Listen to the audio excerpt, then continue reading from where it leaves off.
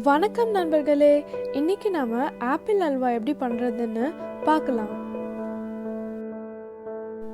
இதுக்கு நம்ம ஆப்பிள் எடுத்துக்கலாம். ஆப்பிளை இந்த மாதிரி கட் பண்ணி எடுத்துக்கோங்க. கட் பண்ணிட்டு இதை நம்ம அரைச்சி எடுத்துக்க போறோம். அரைக்கும் போது ரொம்ப ஸ்மூத்தா அரைக்க வேணாம், கொஞ்சம் கொர கொரன்னு அரைச்சி எடுத்துக்கலாம். கொஞ்சமாக தண்ணி சேர்த்து இதை நம்ம அரைச்சி எடுத்துக்கலாம். நிறைய தண்ணி சேர்த்துட்டிங்கன்னா அது வேகும்போது தெறிக்கும்.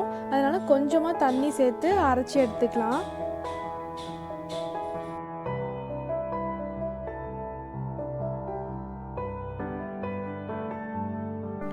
இப்போ நம்ம பேன் வச்சுக்கலாம். பேனில் ஒரு 3 ஸ்பூன் நெய் சேர்த்துக்கலாம்.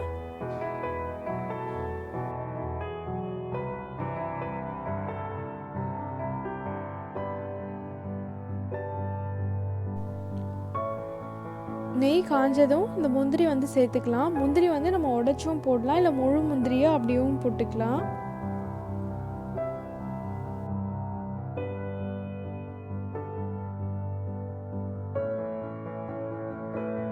முந்திரி நல்லா கலர் மாறினதும் இதை எடுத்துருங்க.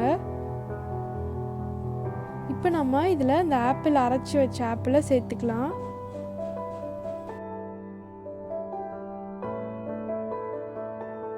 இந்த ஆப்பிள்லேருந்து தண்ணி போகிற வரைக்கும் இது தெறிச்சிட்டே இருக்கும். அதனால இது பார்த்து கிளறணும்.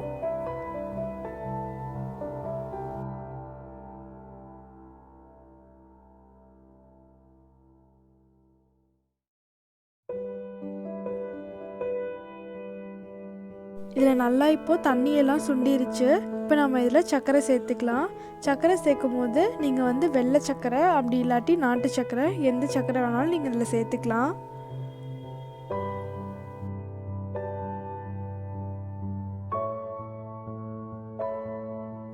இதில் கொஞ்சமாக உப்பு சேர்த்துக்கலாம்.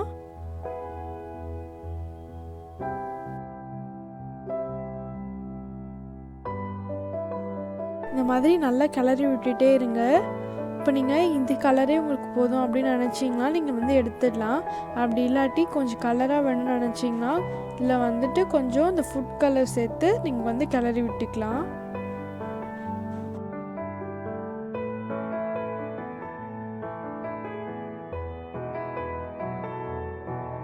இப்போ நம்ம இதில் வறுத்த முந்திரி சேர்த்துக்கலாம்.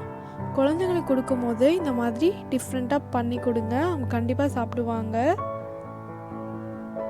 நம்மளோட ஆப்பிள் அல்வா இன்னைக்கு ரொம்ப சூப்பராக ரெடி ஆகிடுச்சு. இந்த ரெசிபி உங்களுக்கு பிடிச்சிருந்துச்சுன்னா லைக் ஷேர் கமெண்ட் பண்ணுங்கள்.